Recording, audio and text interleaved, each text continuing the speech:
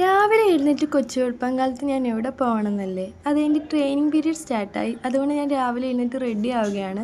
നമ്മൾ ലിപ്സ്റ്റിക്കൊക്കെ ഇട്ട് കൊടുത്തു. ശേഷം ഞാൻ ഫൈനൽ ടച്ചൊക്കെ കഴിഞ്ഞു. വാച്ചൊക്കെ ഇട്ട് കൊടുത്തു.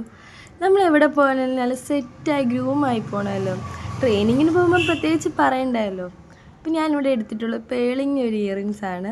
നമ്മൾ ഏവിയേഷൻ ഫീൽഡിൽ എല്ലാവരും ഏറ്റവും കൂടുതൽ യൂസ് ചെയ്യുന്ന ഒരു കോമൺ ഇയറിങ്സാണ് ഈ പേളിൻ്റെ ഇയറിങ്സ്.